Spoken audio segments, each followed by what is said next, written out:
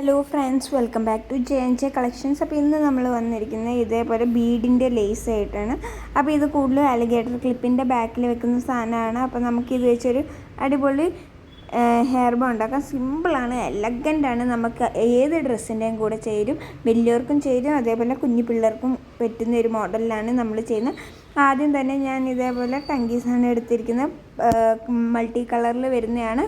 അപ്പോൾ ഇത് ഏകദേശം 5 മീറ്ററിൻ്റെ ആണ് നമ്മുടെ കയ്യിലുള്ളത്, അല്ലെങ്കിൽ 1 മീറ്ററാണ്. അപ്പോൾ 5 മീറ്ററിൻ്റെ ആണ് ഞാൻ ഇപ്പോൾ യൂസ് ചെയ്തിരിക്കുന്നത്. ഇത് നമുക്ക് പല മോഡലിൽ ചെയ്യാം.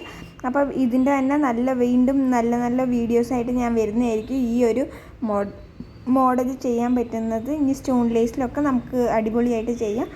അപ്പം ആദ്യം തന്നെ ഇതേപോലെ ഞാനൊന്ന് വളച്ച് വെച്ചിട്ട് അതേ കൂടെ ഈ വള്ളി വെറുതെ ചുറ്റി കൊടുക്കുകയാണ്. അപ്പോൾ എന്താണേലും പോരത്തില്ല, കാരണം നമ്മുടെ തലഭാഗം നമ്മൾ ഉള്ളിലേക്ക് കയറ്റിയിട്ട് ഇതേപോലെ ഇങ്ങനെ ചുറ്റി കൊടുക്കുകയാണ് ചെയ്തിരിക്കുന്നത്. ഫുള്ളി നമുക്കിങ്ങനെ ചുറ്റി കൊടുക്കാം, വിടാതെ തന്നെ ഒരു ലൈൻ പോലും വിടാതെ ബീഡ്സിൻ്റെ ഇടയിൽ വരുന്ന ഗ്യാപ്പിൽ നമ്മളിത് ഫില്ല് ചെയ്ത് കൊടുക്കുകയാണ് ചെയ്യുന്നത്.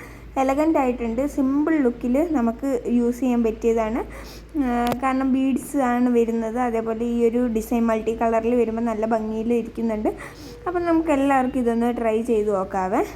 ഇതിന് ശേഷം അവസാനം വരുമ്പോൾ ഇതേപോലെ ഒരു വള്ളി ഞാൻ വെറുതെ ചുറ്റി വെച്ചിട്ട് ഇതേപോലെ ലാസ്റ്റ് നമ്മൾ ആ എൻഡിങ് കെട്ട് വീഴാതെ ഇതേപോലെ ചെയ്യാൻ വേണ്ടിയാണ്.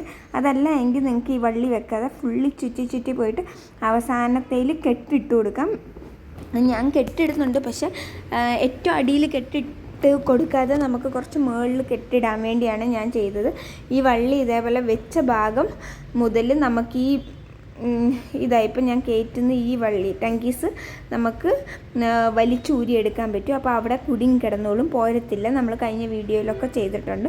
ഇതേപോലെ വലിച്ചെടുത്ത് കഴിഞ്ഞാൽ കുറച്ച് മുകളിലായിട്ട് ഇത് നമ്മൾ എപ്പോഴാണോ ഈ മറ്റേ പ്ലാസ്റ്റിക്കിൻ്റെ ഫിഷിംഗ് വയർ വെച്ച് അവിടെ നിന്ന് ഇതേപോലെ നമുക്ക് കിട്ടും. അത് കഴിഞ്ഞ് ഇത് നമുക്ക് അവിടെ കെട്ടിയിടാം. അവിടെ കെട്ടിയിടുമ്പോൾ ഇത് എന്താണേലും ലൂസായി പോകും, അങ്ങനെ ഒരു പ്രശ്നം ഉണ്ടാവില്ല. ഏറ്റവും എൻഡിൽ കൊണ്ടേ കെട്ടിയിടുകയാണെങ്കിൽ കൂടി നമുക്ക് കുഴപ്പമൊന്നുമില്ല, നന്നായി കെട്ടി വീഴണം. അതേപോലെ തന്നെ 1-2 വലിച്ചു കഴിഞ്ഞാലൊന്നും നമ്മുടെ ഹെയർ ബോയിൽ നിന്ന് ഊർന്നു പോകാത്ത രീതിയിലും കെട്ടിട്ടാൽ മതി. ഇത്രയും സിമ്പിളായിട്ട് ചെയ്യാൻ പറ്റിയൊരു മോഡലാണ്. അപ്പോൾ ഇത് ഞാൻ കെട്ടിട്ട് കഴിഞ്ഞ് പ്ലാസ്റ്റിക് ആയതുകൊണ്ട് തന്നെ നമ്മുടെ ടങ്കീസ് ഉരുക്കണം, നന്നായിട്ട് മെൽട്ടായി വരുമ്പോഴേക്കും ഒന്ന് കൈ നനച്ചിട്ട് തൊടുക, ഇല്ല പൊള്ളിപ്പോവും. അപ്പോൾ ജസ്റ്റ് നനച്ചിട്ട് അതേപോലെ അങ്ങ് ഉരുക്കി അവിടെ വെച്ച് കഴിഞ്ഞാൽ അതങ്ങ് മെൽട്ടായിട്ട് ഇരുന്നോളും. വേറെ നമുക്ക് പെട്ടെന്നൊന്നും പോകത്തില്ല, നല്ല സ്റ്റിക്കി ആയിട്ട്. കണ്ടോ, അത് ക്ലിയർ ആയിട്ട് അതിൽ ഫുള്ളി മെൽട്ടായി, അപ്പോൾ ഊരി പോരത്തേയില്ല.